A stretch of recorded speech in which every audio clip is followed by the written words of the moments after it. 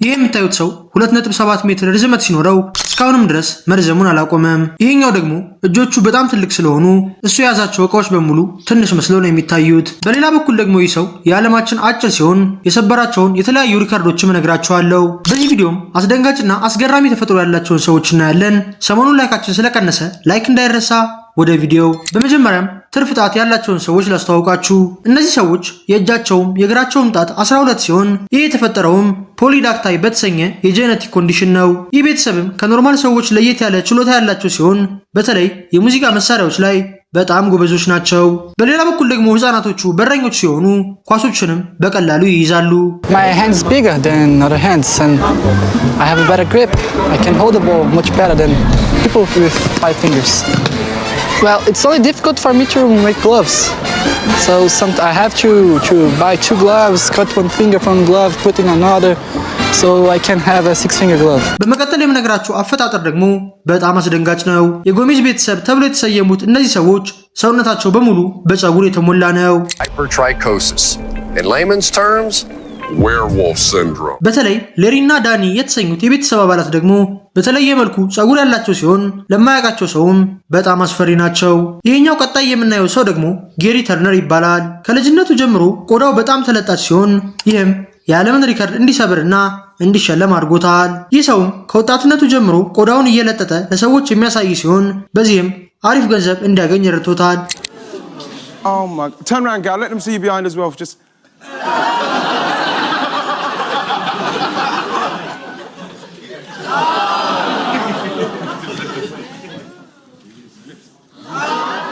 ቀጣይ የምናያት ሴት ደግሞ ሽፋሽፍቷን በጣም ያሳደገች ሲሆን ይህ የምታዩት ሽፋሽፍትም ከኖርማል ሰው 10 እጥፍ ይበልጣል። ብዙ ሰዎችም ይህን ሲያዩ የውሸት ፀጉር ነው ብለው ቀልደውባት ነበር። ነገር ግን ቆይቶ እንደተረጋገጠው የሴትዮዋ ሽፋሽፍት እውነተኛ እንደሆነና ከሰው ልጆች 10 እጥፍ እንደሚበልጥም ተነግሯል። ከ2015 ጀምሮ ማደግ የጀመረው የሴትዮዋ ሽፋሽፍትም እስካሁን እድገቱን ያላቆመ ሲሆን አንድ ጊዜ በዓለም ድንቃድንቅ እንደተመዘገበው ግን 4.8 ኢንች እንደሚረዝም ነው።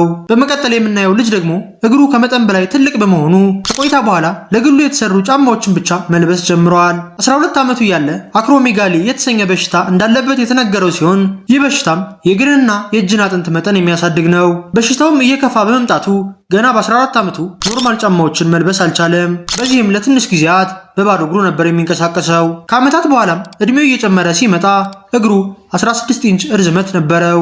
ይህም በጣም ትልቅ ሲሆን ለዚህም ነው ለግሉ ጫማ አሰርቶ የሚለብሰው። ስለ ግዙፍነት ካወራንም ቀጣይ የምናየው ጄፍ ዴቭ የተሰኘውን ትልቅ ሰውነት ያለውን ሰው ነው።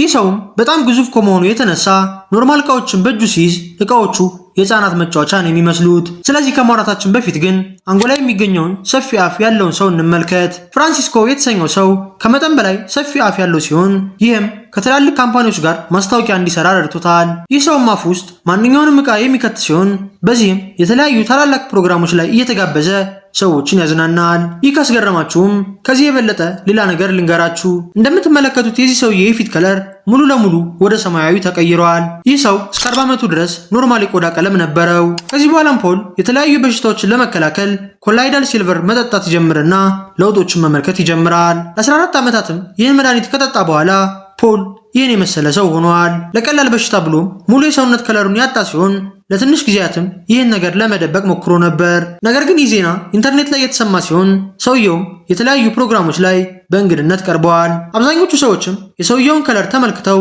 ከታዋቂው ፊልም ካራክተር ጋር ሲያመሳስሉት ነበር። ከዚህ በኋላ ይህ ሰው ሌሎች ተጓዳኝ በሽታዎች ስለነበሩበት በ62 ዓመቱ ከዚህ ዓለም በሞት ተለይቷል። አሁን ደግሞ ወደ ጄፍ እንመለስ። ጄፍ የተወለደው አስገራሚ በሆነ ተፈጥሮ ሲሆን እጁና ጣቶቹም በጣም ትላልቅ ናቸው። ለረጅም ዓመትም ዶክተሮች የጄፍን ሁኔታ ቢያጠኑትም ማንም ግን ምክንያቱን ሊያውቅ አልቻለም። 62 ዓመት የሆነው ጄፍም የግራ እጁ 17 ኢንች ሲለካ ጣቶቹ ደግሞ ከ5 እስከ 4 ኢንች ዙሪያ አላቸው። እንደምታዩትም ጄፍ የሚይዛቸው ዕቃዎች በሙሉ ትንሽ ነው የሚመስሉት። In 3, 2, 1, go! Yeah! Oh, wow! Thank you. ቀጣይ የምናየው ዛዮን የተሰኘው ሰው ደግሞ እግር የሌለው ሲሆን ይህ አጋጣሚም ከ100,000 ህፃናት አንዱ ላይ ነው የሚፈጠረው። ገና ህፃን እያለም ሰዎች ስለሚያግዙት ህይወት ብዙም አልከበደውም። ነገር ግን እያደገ ሲመጣና ደጋፊ ሲያጣ ራሱን በራሱ ለመቆጣጠር ወሰነ። ይህንንም የጀመረው ኤሌመንታሪ ላይ ትግል በመለማመድ ሲሆን ሃይስኩል ሲጨርስም 2 የቻምፒዮንሺፕ ዋንጫዎችን በልቶ ነበር። ዛዮንም ከዚህ በኋላ 3 ጊዜ የዓለም ድንቃድንቅ መዝገብ ላይ ተጽፏል። የመጀመሪያውም የ20 ሜትር የእጅ እርምጃ ሲሆን በመቀጠል ደግሞ የቦክስ ዝላይ እንዲሁም በ3 ደቂቃ ውስጥ 248 ዳይመንድ ፑሽአፕ በመስራቱ ነበር። ከዚህ በኋላም ዛዮን 25 ዓመት ሲሞላው ሚክስድ ማርሻል አርቱን ያጠናከረ ሲሆን ከቆይታ በኋላም ተወዳድሮ አሸንፏል።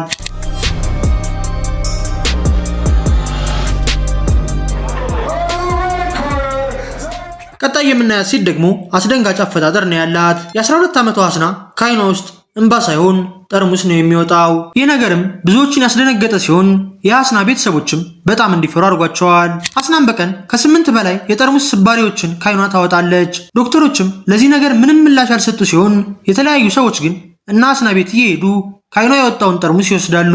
እነዚህ ጠርሙሶችም በጣም ስለታማ ሲሆኑ ከሰው ዓይን መውጣታቸውም ያጠራጥራል። በመቀጠል የምናየው ሰው ደግሞ በጣም አጭር ሲሆን የዕለት ተዕለት ተግባሩንም ካለ ሰው እገዛ ለማድረግ ይቸገራል። ቻንድራም 21.5 ኢንች ቁመት ያለው ሲሆን 32 ፓውንድ ደግሞ ይመዝናል። ይህ ተፈጥሮም ብዙ ነገሮችን የቀየረ ሲሆን የዓለም ድንቃድንቅ ላይ ከተመዘገበ በኋላም የተለያዩ ፕሮግራሞች ላይ እየቀረበ አሪፍ ገንዘብ ያገኛል። በፍጥነትም ሕይወቱ የተቀየረ ሲሆን ከሀገር ሀገር እየዞረም ተፈጥሮውን ለሰዎች ማሳየቱን ቀጥሏል። የዓለማችንን አጭሩን ሰው ካየንም ረጅሙን ሰው ደግሞ በትንሹ እንመልከት። ይህ ሰው ሮበርት ዋድሎ ይባላል።